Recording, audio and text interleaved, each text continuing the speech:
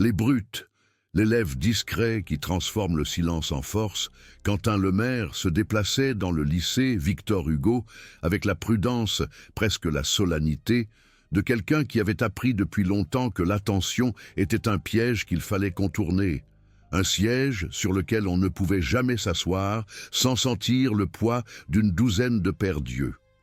Alors, il gardait la tête inclinée, juste assez pour étudier les carreaux du sol, comptait les pas entre les salles de classe et laissait le bruit le submerger comme la pluie contre une fenêtre protégée. Il était grand et mince, une silhouette qui semblait se plier au monde plutôt que de l'affronter de front, avec une peau qui portait l'éclat discret du crépuscule et des yeux qui manquaient la plupart des drames, à moins qu'il ne s'approche suffisamment pour le meurtrir. Ses cheveux étaient un entrelac de boucles serrées qui reposaient contre son cuir chevelu, pas désordonné mais toujours mis en place par un coup de brosse rituel, une façon de se rappeler que certaines choses pouvaient être contrôlées avec une main patiente. Il portait des vêtements simples, des bleus et des gris atténués qui correspondaient à la lumière de l'après-midi dans le couloir, des baskets éraflées par des années d'utilisation régulière et répétitive, et le genre de sac à dos qui contenait plus de cahiers que la plupart des gens n'avaient d'opinion. Le véritable poids sur ses épaules n'était pas le fardeau des manuels scolaires, mais le calcul silencieux d'une vie passée à écouter plutôt qu'à choisir. L'habitude de laisser les autres tenir la barre pendant qu'il s'occupait des voiles. La force secrète de Quentin résidait dans une discipline que personne ne soupçonnait et dont personne ne parlait certainement pas dans les gradins ou à la cantine. Une maîtrise précise, presque musicale, du judo qu'il avait apprise dans le minuscule dojo du sous-sol d'un cousin et qu'il avait ensuite cultivé lors d'entraînements nocturnes secrets, le genre d'entraînement qui pouvait transformer les réflexes d'un corps en une défense en une fraction de seconde et une respiration calme et inébranlable au milieu du chaos. La compétence se cachait derrière sa posture, derrière les mots doux qu'il adressait au professeur, derrière la façon dont il naviguait prudemment dans la file d'attente de la cantine ou dans le bus bondé après l'entraînement, et dans la façon dont il pouvait faire taire le tremblement de peur en transformant la peur en concentration. Il pratiquait les katas dans sa tête pendant un long trajet en voiture, comptait les coups de pied et les positions comme un musicien comptant les mesures, et dès qu'il trouvait un moment de libre, il les repassait dans le calme de sa chambre, la fenêtre entr'ouverte pour laisser entrer le bourdonnement de la ville, comme si la ville elle-même était un public attentif, attendant de voir si le garçon tranquille pouvait un jour devenir autre chose. Le lycée Victor Hugo n'était pas étranger à l'attention, bien que le terme ne figurât jamais dans les brochures brillantes. Il portait les murs en inox de la cantine, le sol résonnant du gymnase et les néons bourdonnants de la bibliothèque. Cela faisait quelques années que Quentin avait appris à respirer à travers les petites avalanches de la journée. La façon dont un couloir peut vous percuter avec un murmure de jugement, la façon dont une porte de casier peut claquer sur la dignité d'une personne, la façon dont un groupe de jeunes peut décider que votre silence est une invitation à tester le volume sonore qu'ils peuvent atteindre. Le plan de l'école formait une carte qu'il avait apprise à mémoriser par cœur. Les longues tables en acier de la cantine, où les repas sentaient la cannelle et la vapeur, le tranquille escalier de la bibliothèque, où les marches en marbre portaient les empreintes digitales de nombreux lecteurs nocturnes, l'aile des sciences, où le bourdonnement des réfrigérateurs et des tubes à vide donnait l'impression d'une chose vivante et clignotante derrière chaque couloir, le gymnase, où les gradins gémissaient comme un vieux navire. C'était un endroit qui pouvait être soit un sanctuaire, soit une scène de cruauté, et la plupart du temps, Quentin se déplaçait comme si le bâtiment était un ami sur lequel s'appuyer plutôt qu'une arène où survivre. Les brutes avaient des noms qui sonnaient presque comme un chœur que l'on entendrait dans un mélodrame plutôt que dans un couloir de lycée. Kevin Dubois, le chef, avec une mâchoire serrée comme s'il avait répété chaque rictus dans un dictionnaire de mépris. Maxime Roux, grand et mince avec un sourire narquois qui n'atteignait jamais ses yeux, et Théo Lambert, trapu et bruyant, le faiseur de bruit qui croyait que le volume égalait le contrôle. Ils avaient l'air de gens habitués à obtenir ce qu'ils voulaient, un petit groupe d'égos pointus qui pouvaient braquer les projecteurs sur les défauts de quelqu'un d'autre et le regarder bégayer sous leur lumière. Ils ont choisi Quentin parce qu'il ne réagissait pas, parce qu'il n'escaladait pas, parce qu'il ne tournait pas la tête pour croiser leur regard avec un défi ou une réplique. Ils ont fait de lui la base de leur pouvoir, une cible silencieuse dans le couloir, une blague murmurée dans la file d'attente de la cantine, un livre renversé de ses mains dans l'escalier de la bibliothèque. Leur première véritable rencontre a eu lieu tôt, un mardi qui a commencé avec le cliquetis prévisible des plateaux de déjeuner et s'est terminé par une rumeur qui s'est répandue plus vite que la foule du hall. Quentin n'avait pas ri d'une blague qui exigeait une permission cruelle de se moquer de quelqu'un d'autre, et cela, d'une manière ou d'une autre, était une invitation à le discipliner pour cela. Il se tenait près d'une rangée de casiers, près de l'aile des sciences, pendant que l'écho de la cloche s'estompait, écoutant la cruauté douce et désinvolte de leur voix. Le genre qui parle en vérité partielle et en menace à peine voilée, assez pour piquer sans laisser de marque, assez pour forcer un retrait silencieux afin que les autres détournent le regard plutôt que d'affronter le problème de front. La première interaction n'était pas un coup, mais une performance. Kevin s'est approché suffisamment pour envahir non pas son espace, mais son sentiment de sécurité, et Maxime a construit un mur de rire avec l'accord bruyant de Théo, comme si Quentin était un meuble qu'il fallait réarranger. Les mots n'étaient pas nouveaux pour Quentin. Les railleries ressemblaient au même système météorologique, prévisible et froid. Mais elles portaient un poids qui pinçait sa respiration et déplaçait sa posture d'une fraction vers la retraite. Quentin n'a pas riposté sur le moment. Il s'est éloigné avec la vitesse tranquille de quelqu'un qui avait pratiqué l'art de se fondre dans le décor, comme un pianiste peut lâcher une main d'un accord et disparaître avant que l'orchestre ne remarque la note manquante. L'humiliation s'est produite en une douzaine de petites actions, le jet d'eau d'un déversement qui n'était pas tout à fait renversé sur sa chemise pendant le déjeuner, les ricanements qui se sont élevés lorsque les fermetures éclairs de son sac à dos se sont coincées, la façon dont quelqu'un a trébuché sur un coin de son cahier et il a glissé sur le sol avec un son net et moqueur, la façon dont quelqu'un a crié un nom qu'il n'a jamais utilisé, une caricature d'un surnom conçu pour le réduire à une étiquette plutôt qu'à une personne. Chaque incident ressemblait à une onde de pression, douce au début, puis gonflant, puis un crescendo qui exigeait une réaction qu'il ne se permettait pas de donner, car riposter reviendrait à risquer quelque chose qu'il ne pouvait pas se permettre de perdre. Au fil des jours et des semaines, un schéma est apparu.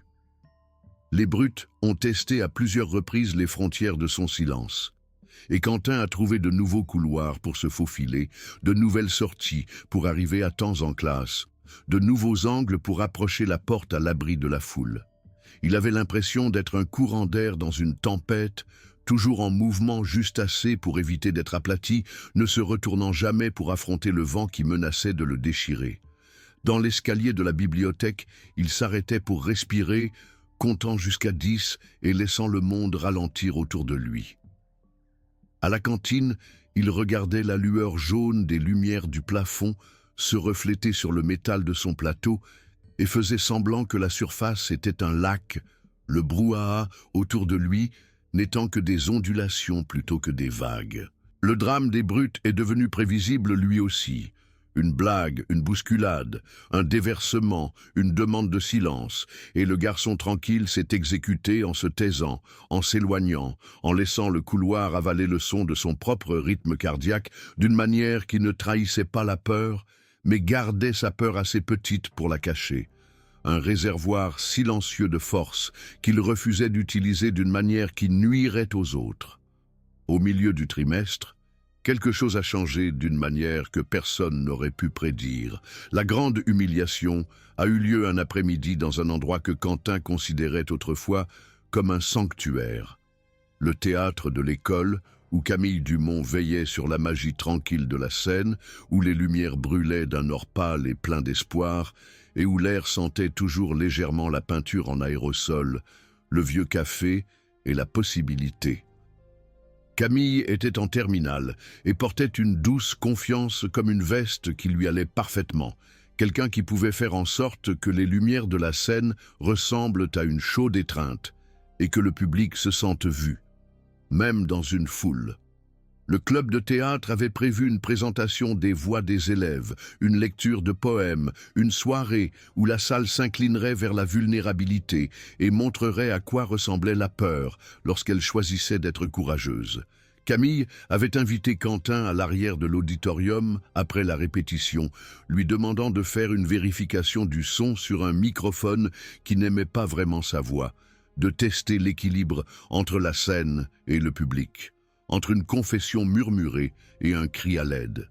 C'était censé être un moment tranquille, une chance de confier quelque chose d'un peu personnel à un ami. Au lieu de cela, c'est devenu un spectacle, un moment où Kevin Dubois et ses alliés ont décidé de faire s'écrouler le monde de Camille afin de prouver leur domination sur le club et sur l'élève discret qui n'était jamais entré dans leur cercle visible. Le jour de l'événement humiliant a été une série d'engrenages ordinaires qui se frottaient les uns aux autres jusqu'à ce que les bords soient si tranchants que l'on pouvait couper du pain avec le silence qui a suivi. Les brutes sont arrivées tôt. Les portes du théâtre étaient à peine fermées lorsque le trio a commencé un chœur de petites piques douloureuses qui sont devenues plus fortes au fur et à mesure que Camille s'approchait du microphone pour commencer son morceau. L'ambiance de la salle s'est assombrie d'une manière qui a fait ressembler le bourdonnement du projecteur à un orage à l'extérieur d'une fenêtre. Le poème de Camille parlait de résilience, d'un ciel nocturne qui n'abandonne jamais tout à fait ses étoiles, d'une fille qui se tenait au bord de sa propre peur et qui a sauté quand même. Et pendant que Camille lisait, quelques élèves ont baissé les yeux, quelques-uns se sont avachis, et quelques-uns ont détourné le regard d'une manière qui suggère que vous n'êtes pas censé être témoin de ce qui vous fait mal, pas censé intervenir. Les brutes ont saisi l'occasion pour escalader avec une cruelle formalité. Un téléphone portable a flashé, une rumeur murmurée parmi les premiers rangs au sujet d'une ligne sensible que Camille ne prononcerait soi-disant pas à voix haute, puis une main s'est tendue pour tirer sur la manche de Camille, les tirant du microphone avec une fausse inquiétude qui ressemblait à une lame. Les rires de la foule se sont élevés, pas tonitruants, mais assez pour se répandre dans la salle et faire passer les joues de Camille d'un doux rougissement à la couleur vive d'une flamme. Ce n'était pas un coup au sens physique du terme, mais c'était une rupture de confiance, une exposition forcée de la vulnérabilité devant des pairs qui avaient le pouvoir de transformer un moment de création de rêve en un moment de ridicule. À ce moment-là, la poitrine de Quentin lui faisait mal, comme si un poids était tombé dans ses poumons, mais quelque chose en lui a aussi appris à inspirer plus délibérément, à retenir sa respiration assez longtemps pour entendre le silence soudain de la salle s'estomper en un murmure de sympathie qu'il ne pouvait pas tout à fait nommer. Le changement de la foule n'est pas venu d'une croyance dans le courage de Quentin, mais d'une cascade de petites observations murmurées à travers les rangs, une épaule qui s'est levée légèrement plus haut sur le siège d'un ami qui avait regardé Quentin s'éloigner de la scène plus tôt, les regards d'un professeur qui se sont attardés une seconde de trop sur le garçon qui n'en demandait jamais plus. Un élève qui a attrapé les coins d'un regard et a pensé, peut-être, qu'il n'est pas ce qu'ils disent. Quelques personnes ont offert des sourires discrets ou un « tu vas y arriver » murmuré après la démonstration de cruauté que Camille a endurée. Un professeur, Madame Rivière, s'est arrêté pour demander une vérification des coulisses, mais le moment est passé avec la fermeture de la porte du théâtre et le retour de la salle à la vie ordinaire. L'impression que quelque chose changeait a commencé comme un subtil tremblement dans la posture de Quentin, un silence dans sa démarche qui n'indiquait pas la retraite de la peur, mais la naissance d'une présence plus délibérée. Même les brutes ont commencé à sentir un changement. Ils ne le craignaient pas encore, mais ils sentaient un fil tiré de leur contrôle, une corde qui se resserrerait bientôt si on la tirait à nouveau. La préparation de ce qui allait suivre était silencieuse et intense. Quentin a commencé à s'entraîner, non pas en frappant un sac dans une salle de sport, ombragée après les heures de bureau, mais en transformant l'entraînement en une architecture mentale pour l'action. Il a répété les moments de confrontation dans le théâtre de son esprit, non pas pour provoquer la violence, mais pour raccourcir la distance entre la menace et la réponse. Il a ajusté sa posture dans les miroirs du couloir, a redressé sa colonne vertébrale et a laissé la respiration se déplacer dans sa poitrine en cycles plus longs et plus calmes. Il s'est construit un rythme, un tempo de préparation qui correspondait au tempo de la routine de la journée. Il a appris à lire le langage corporel des autres avec une meilleure précision, la façon dont les épaules s'inclinent, la façon dont un pied tape, l'endroit où les yeux clignotent lorsqu'un mensonge est dit. Quelques élèves ont commencé à remarquer que Quentin avait un rythme différent maintenant. Ses pas atterrissaient avec un sens du but. Ses yeux portaient un regard doux et contrôlé plutôt que le regard terne de la peur. Parmi eux se trouvait Camille, qui, lors d'une séance d'études tardive à la bibliothèque, a remarqué comment les mains de Quentin reposaient sur le dossier de la chaise avec une stabilité tranquille, presque protectrice, comment sa respiration ralentissait lorsqu'il passait devant l'aile des sciences, comment sa bouche s'ouvrait pour parler puis se fermait, comme s'il choisissait les mots plus soigneusement maintenant parce qu'il voulait que les autres entendent sa vérité plutôt que le bruit de leur incapacité à écouter.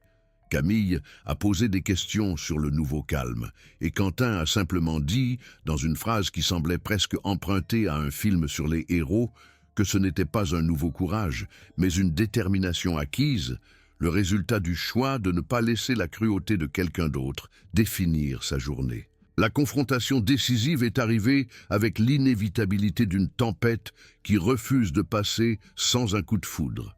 Elle s'est produite après l'entraînement de football, près des gradins où une foule avait commencé à se rassembler, attirée par l'idée d'un spectacle plutôt que par le besoin de sécurité. Kevin, Maxime et Théo ont retrouvé Camille, cette fois près du couloir semi-sombre du stade qui menait à la sortie de secours du gymnase.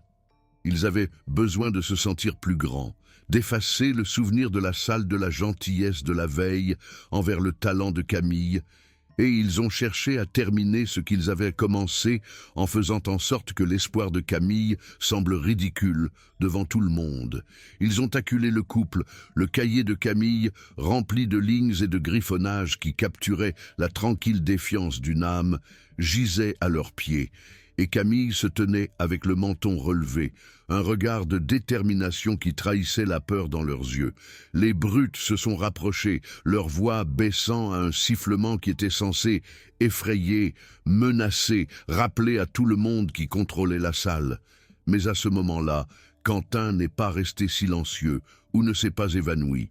Il est entré dans la frange de la lumière du couloir, l'air autour de lui semblant se stabiliser comme si le temps avait décidé de se calculer en sa faveur. Il s'est adressé non pas à la foule, mais aux trois, un rythme mesuré qui l'a surpris lui-même. Un calme si contrôlé que le bruit de la salle s'est arrêté à mi-respiration, comme s'il écoutait une seule note délibérée. Sa force secrète s'est révélée non seulement comme un test physique, mais comme une discipline de présence. Il a levé une main vers eux, non pas pour frapper, mais pour bloquer et ancrer sa propre position avec une ligne mince et inflexible de confiance. Le public, les autres élèves qui ont regardé la scène depuis les bords encombrés du terrain de football, depuis l'entrée du gymnase, depuis les fenêtres lointaines de la bibliothèque, a senti le changement dans l'air. Les yeux de Quentin ont croisé ceux de Camille, et dans ce bref instant, le danger parmi les brutes s'est cristallisé en quelque chose que les spectateurs ne pouvaient qualifier que d'admiration. Un garçon qui avait passé sa vie à être regardé à travers, qui avait appris à écouter les bons signaux de son propre corps et du monde qui l'entourait, transformant maintenant ces signaux en action.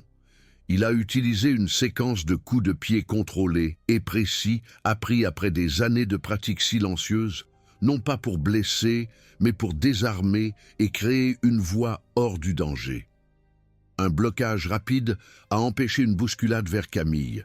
Un pas mesuré a éloigné l'agresseur de l'espace. Un balayage doux et délibéré a envoyé Maxime rouler dans une pile de tapis d'entraînement.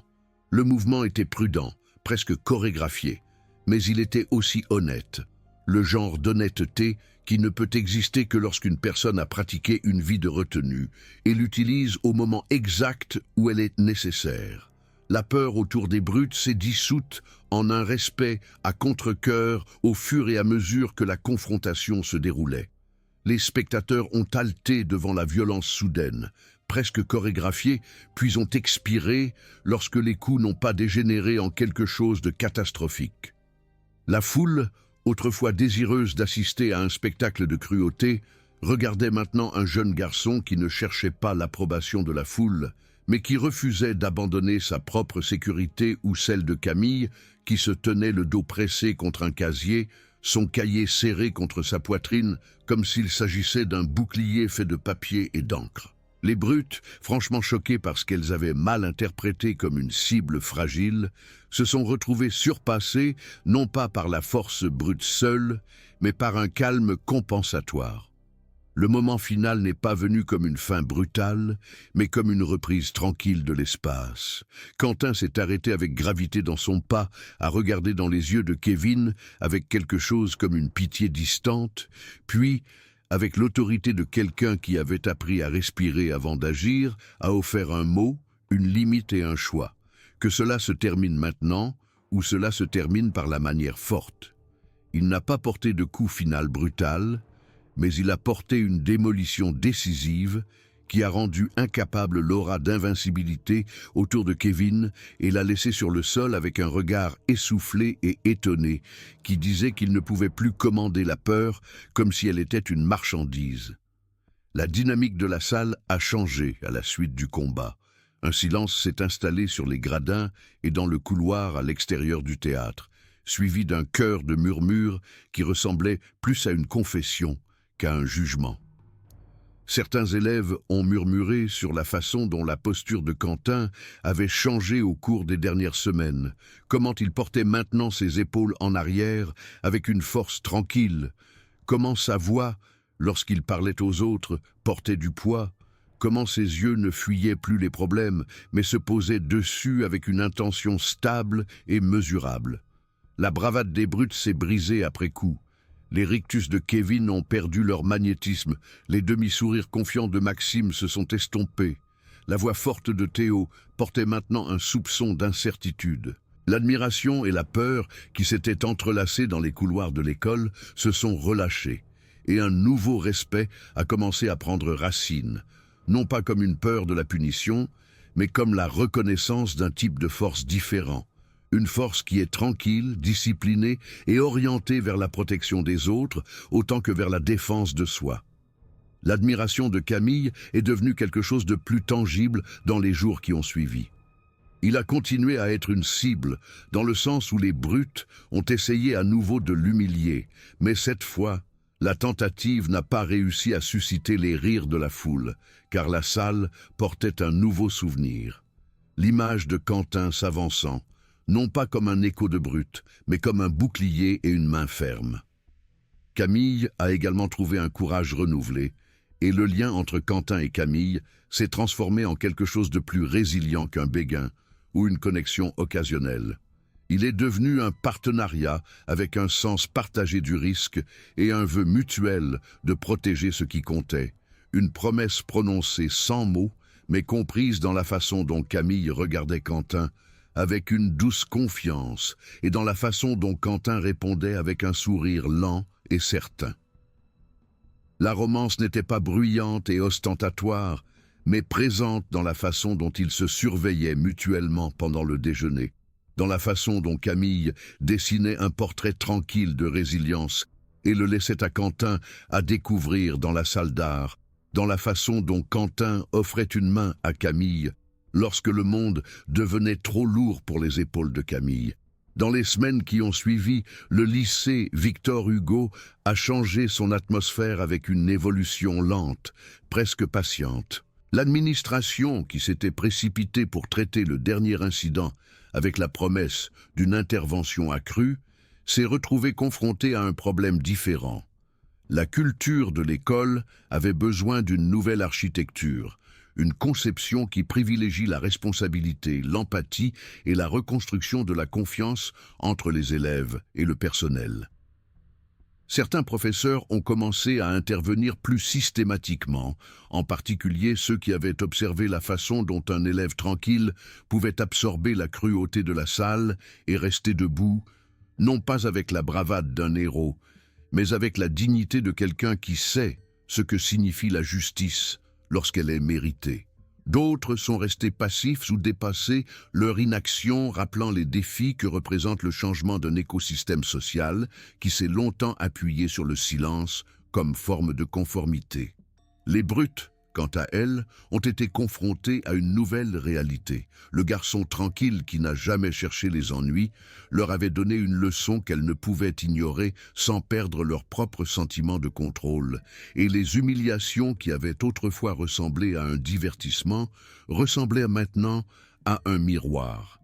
La morale de l'histoire, se défendre sans perdre son âme, a grandi dans le cœur des élèves de l'école comme du lierre le long d'un mur de briques. La réputation de Quentin ne s'est pas transformée en une démonstration imprudente de pouvoir. Elle a mûri en quelque chose de plus stable, une insistance tranquille, presque solennelle, sur le fait que sa voix pouvait porter du poids sans avoir à crier, que la retenue pouvait être une arme, et que le courage pouvait être doux et protecteur plutôt que cruel. La nouvelle dynamique a élevé non seulement Quentin, mais aussi ceux qui avaient douté de lui pendant des années, y compris quelques camarades de classe qui, dans leur coin privé, ont admis leur complicité à laisser la cruauté s'épanouir en ne disant rien, en n'intervenant pas, en ne croyant pas que quelqu'un comme Quentin pouvait être plus qu'une chose à ridiculiser. Ils ont commencé à voir que la véritable mesure de la force n'était pas la capacité d'écraser un adversaire, mais la discipline de s'éloigner du bord tout en laissant de la place aux autres pour marcher avec vous, pour se tenir avec vous, pour grandir avec vous. Et dans ce processus, un cercle s'est formé. Les recettes de l'exposition d'art de Camille portaient désormais le nom de Quentin à côté d'une signature qui était devenue un gage, un groupe d'élèves qui n'avaient autrefois ri que de leur propre intelligence, utilisant maintenant leur voix pour défendre la dignité de quelqu'un d'autre, et une école qui se sentait enfin comme un endroit où les gens pouvaient être à la fois féroces et gentils, sans contradiction. L'histoire se termine avec Quentin, qui réfléchit à la transformation qu'une seule journée et les jours qui ont suivi pouvaient susciter chez une personne qui avait appris à se taire lorsque la violence rôdait, mais qui a aussi appris que le silence, lorsqu'il est choisi, peut être la voie la plus forte de toutes. Les couloirs ne semblaient plus le rétrécir. Au lieu de cela, ils s'ouvraient comme un théâtre de possibilités, et les personnes dans ces couloirs ont commencé à le voir non pas comme une ombre, mais comme quelqu'un qui avait appris à tenir la scène sans avoir besoin des projecteurs pour prouver sa valeur. Il parlait moins en classe, mais lorsqu'il parlait, ses mots portaient un poids qui incitait les autres élèves à écouter plus attentivement, et ils l'ont fait. Le nouveau respect n'a pas adouci les brutes en amis, ni effacé les bleus du passé, mais il a redéfini ce que ces bleus pouvaient enseigner, la résilience, la patience, l'art de choisir quand se battre et quand attendre, la connaissance que le vrai pouvoir réside dans la protection des autres et de soi-même, sans devenir ce que l'on déteste. Et dans cette leçon, l'élève tranquille qui avait autrefois cru que la paix signifiait l'invisibilité, a trouvé un sentiment d'appartenance qui ne l'obligeait pas à disparaître. Il avait tenu bon, gagné sa dignité et appris à naviguer dans un monde qui pouvait être cruel, sans être plus cruel en retour. La fin contient une promesse et un avertissement, une victoire qui ne célèbre pas le mal qui l'a précédé, mais qui honore le courage qu'il a fallu pour endurer et la miséricorde qu'il faut pour épargner le dernier coup de grâce, laissant de la place au pardon, à la croissance et à l'avenir pour prouver que la justice, dans sa forme la plus vraie, est une recette pour la guérison autant que pour le châtiment. Le chemin de Quentin n'avait pas exigé la vengeance comme une fin, seulement comme un moyen de rendre l'équilibre à une vie qui méritait depuis longtemps une chance de respirer à nouveau. Et dans cette respiration tranquille réside la vérité finale de l'histoire. La résilience n'est pas l'absence de peur, mais la discipline pour s'élever au-dessus d'elle, et se défendre n'est pas une invitation à la cruauté, mais une promesse de protéger ce qui est tendre et vrai en nous tous.